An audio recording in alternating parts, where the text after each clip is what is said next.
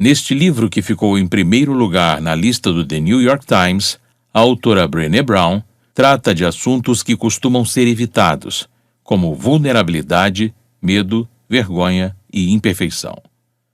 Com seu texto, Brown busca mostrar aos leitores que a vulnerabilidade não é uma fraqueza, mas sim a melhor definição de coragem. Quando fugimos de emoções complicadas como o medo e a decepção, também nos fechamos ao amor, aceitação e à criatividade. Por isso, a autora propõe lidar com estes dois lados da moeda para se ter uma vida plena. Já pensou em como as inseguranças podem ser a sua maior fonte de força? O livro de Brené Brown vai desafiar você a mudar a maneira como vive e se relaciona. Se interessou?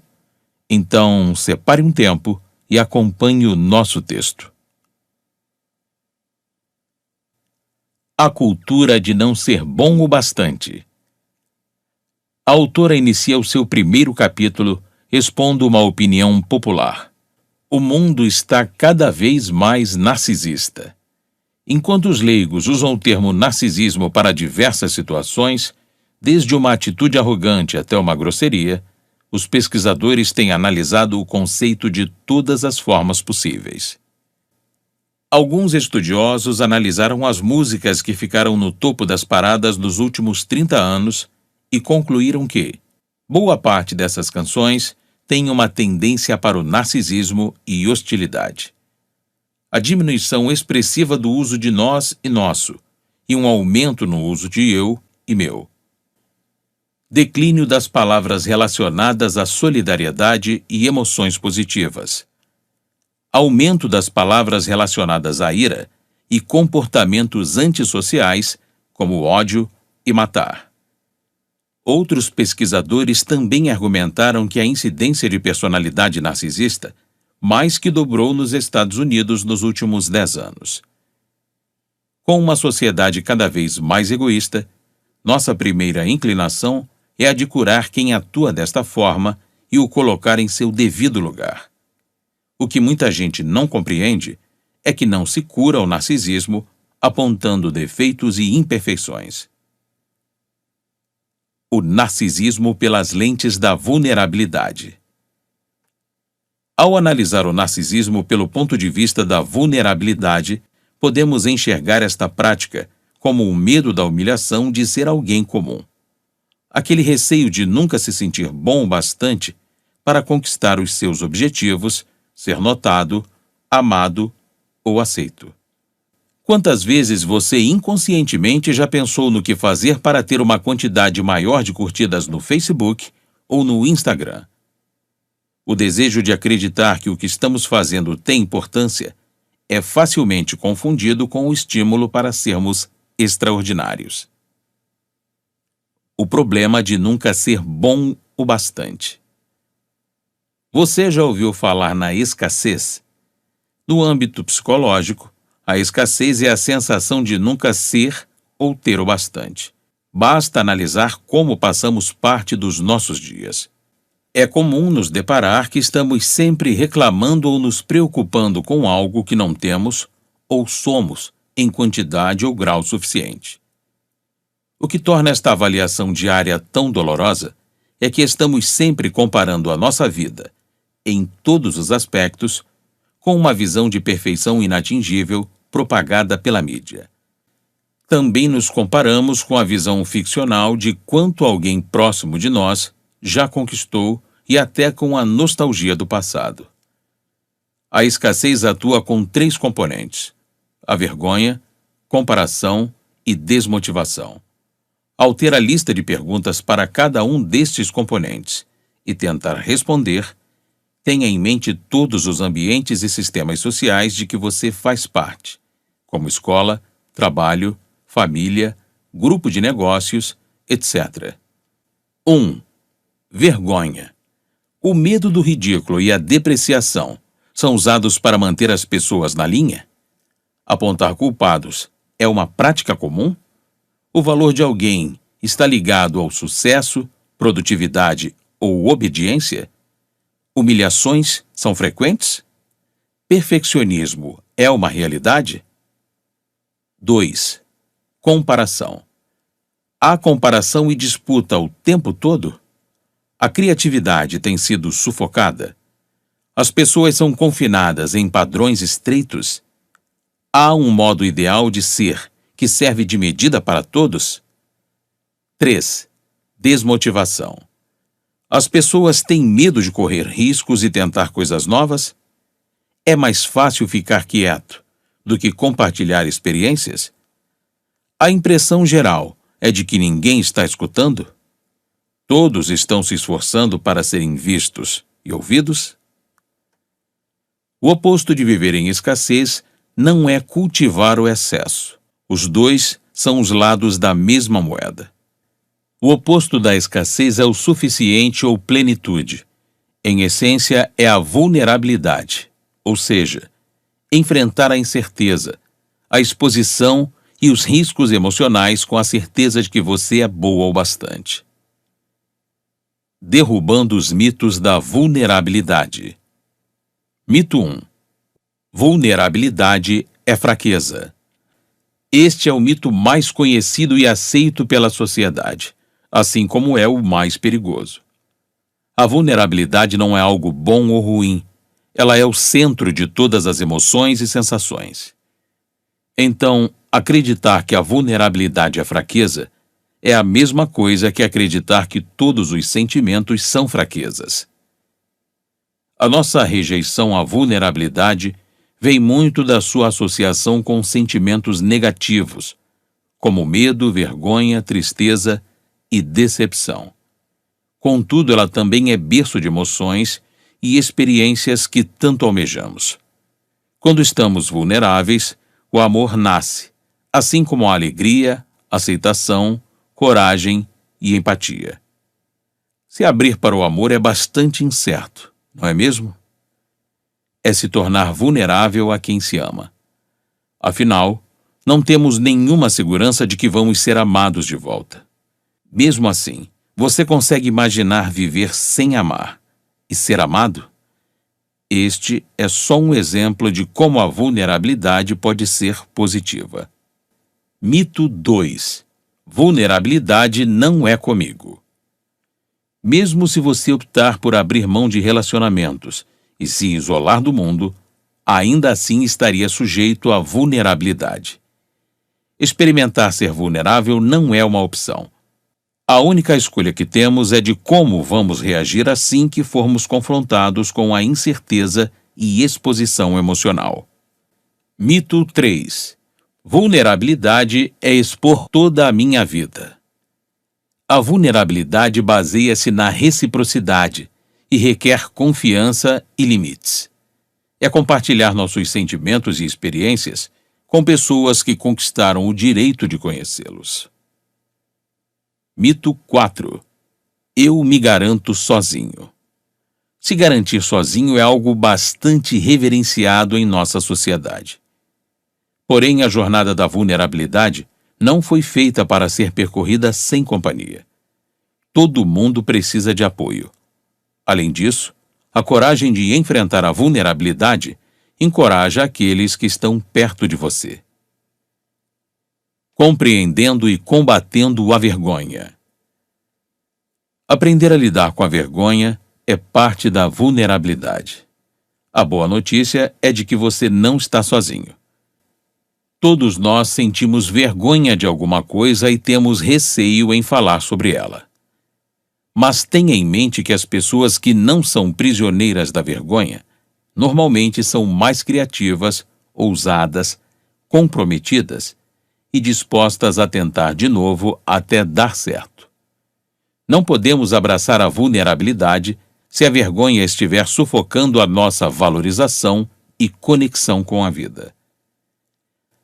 A autora define a vergonha como um sentimento intensamente doloroso ou a experiência de acreditar que somos defeituosos e, portanto, indignos de amor e aceitação. Descomplicando a vergonha. Você já parou para pensar na diferença entre vergonha e culpa? Pode parecer besteira, mas é fundamental entender qual a divergência entre estes dois sentimentos. Para ficar mais claro, vamos dar um exemplo. Culpa: eu fiz algo ruim. Vergonha: eu sou algo ruim. Deu para perceber a diferença? Quando sentimos vergonha, estamos mais inclinados a nos proteger culpando algo ou alguém, tentando justificar o nosso erro.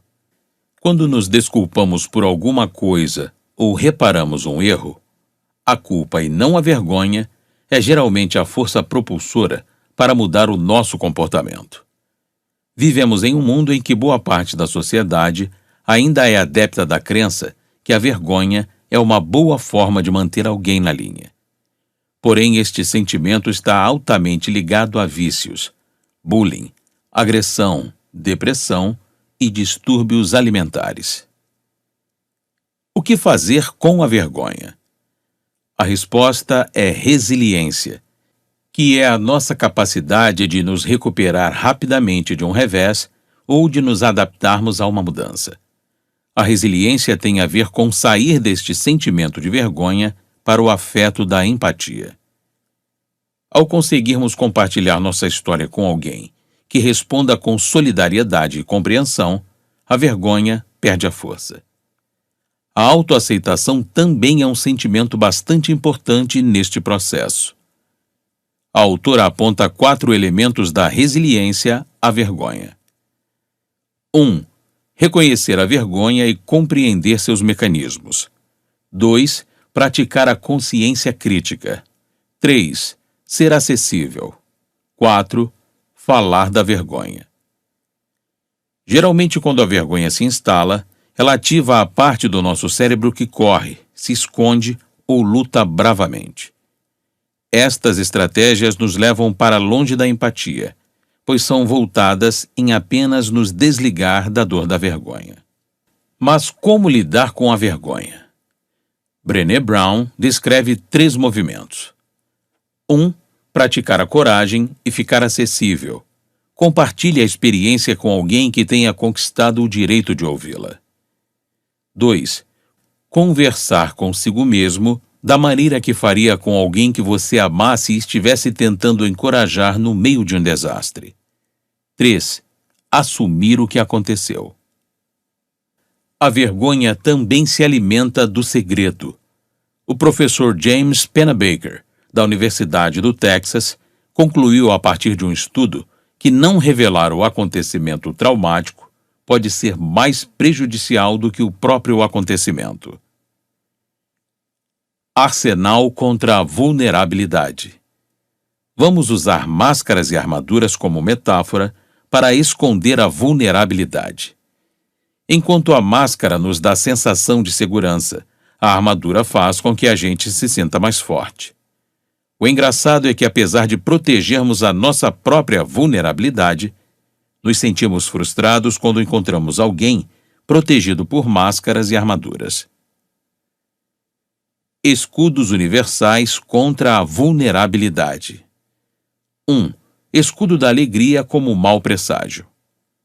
Em uma cultura de profunda escassez, ou seja, nunca se sentir seguro ou certo bastante, a alegria parece uma farsa. Sabe quando pensamos, as coisas estão indo bem, algo de errado vai acontecer?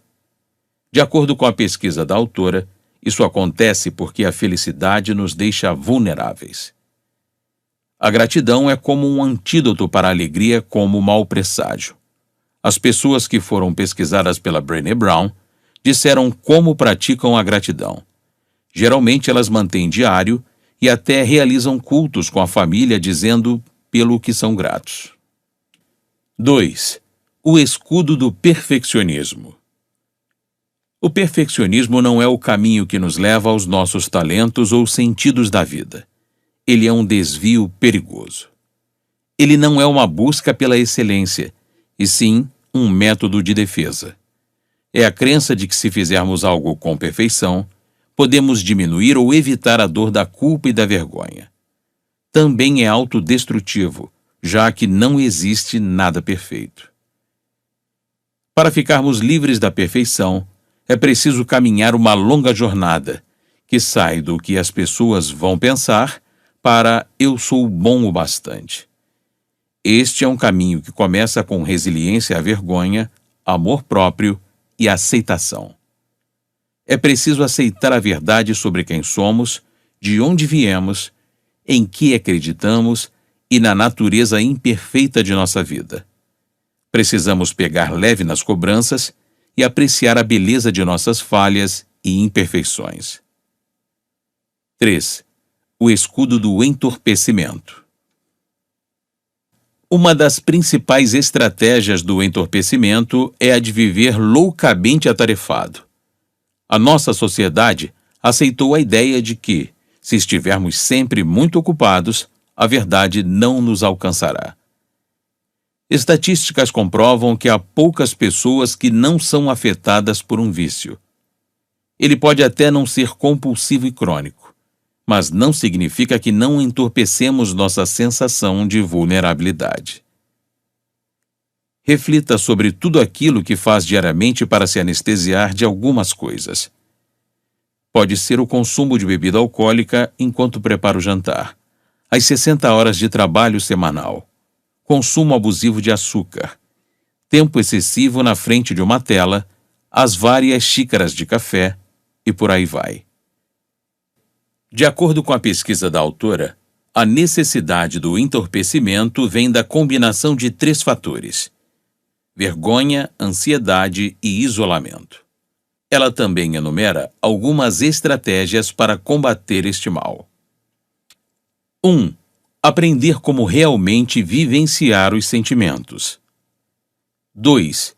Ficar atento sobre os comportamentos entorpecentes. 3.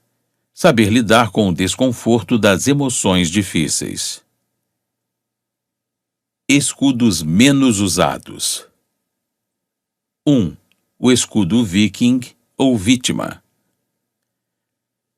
Ainda em sua pesquisa, Brené Brown identificou um grupo de pessoas que não viam utilidade na vulnerabilidade. Estes entrevistados acreditavam que todo mundo, sem exceção, fazia parte de uma destas 2 equipes mutuamente exclusivas. 1. Vítimas. Tolo que está sempre passado para trás e não consegue se impor. 2. Viking.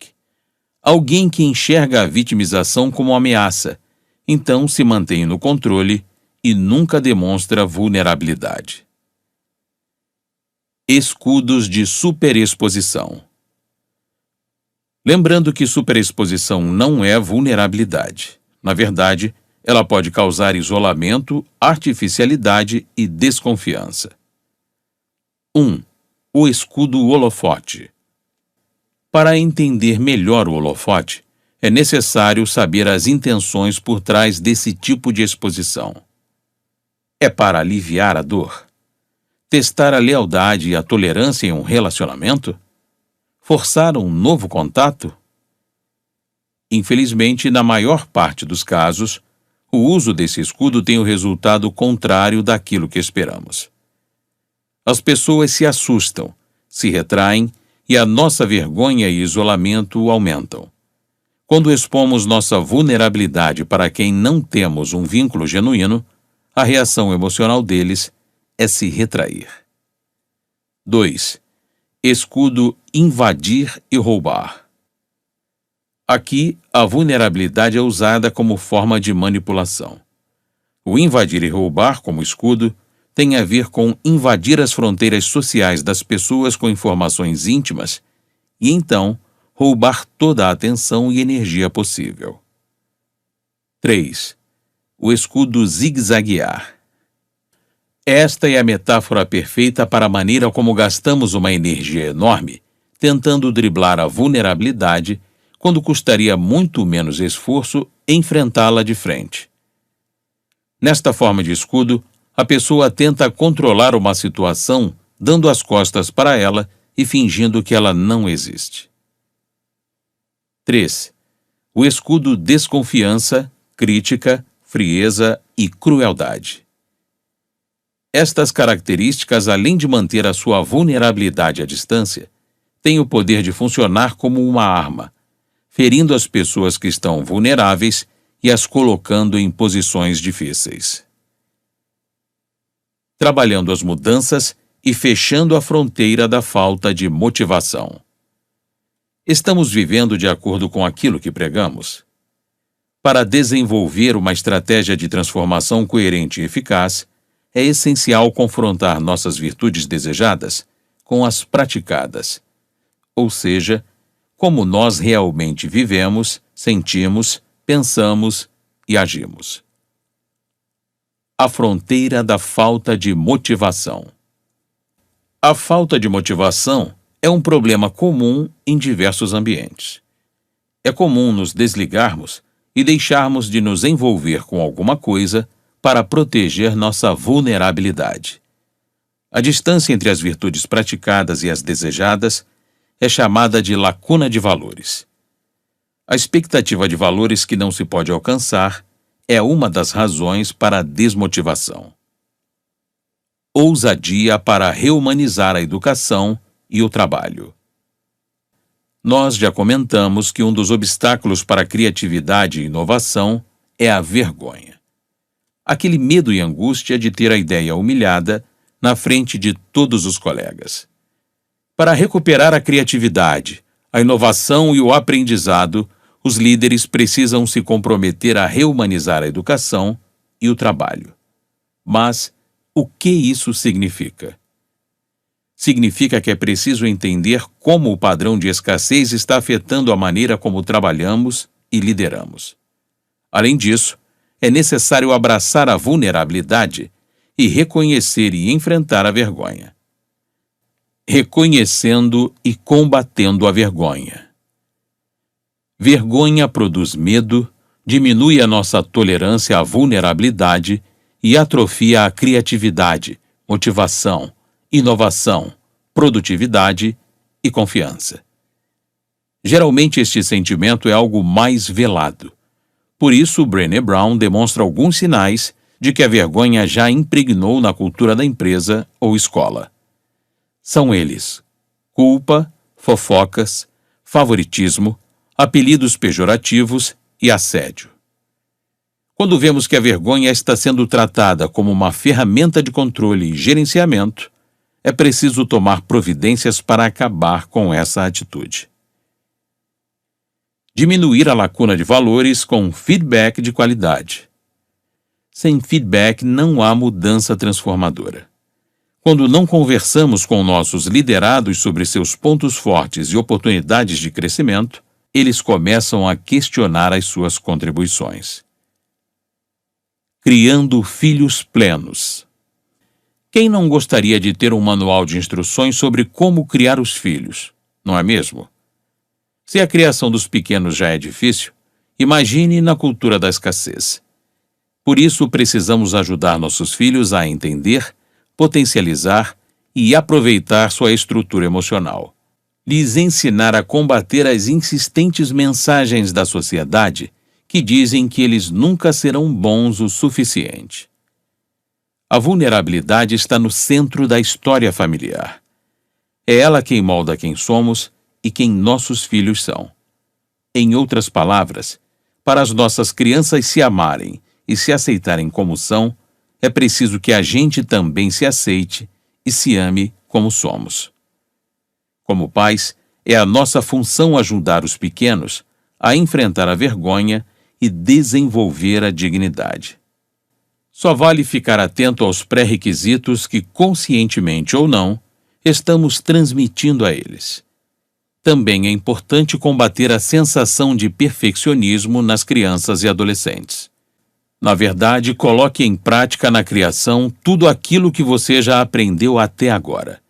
E não se esqueça da importância de ensinar a resiliência, autoaceitação e de como diminuir a lacuna de valores. Acreditar na revelação. Todo este livro de Brené Brown é fundamentado em diversas pesquisas que a autora realizou ao longo dos anos. A jornada da pesquisa. Em seu doutorado, a autora se apaixonou pela riqueza e profundidade da pesquisa qualitativa. Entre sua metodologia preferida está a teoria fundamentada de dados. Nela, a pesquisadora desenvolve teorias baseadas em experiências, ao invés de comprovar ou desmentir teorias já existentes. Em seu estudo sobre a vergonha e vulnerabilidade, Brown entrevistou 750 pessoas do sexo feminino e 530 do sexo masculino. Ou seja, tudo aquilo que é descrito em seu livro tem como base as respostas de mais de 1.200 entrevistas realizadas. Então, o que achou do livro de hoje? Está preparado para enfrentar a vergonha, acabar com o sentimento de escassez e aceitar a vulnerabilidade em sua vida? Esperamos que as informações demonstradas tenham servido como um impulso para a sua transformação.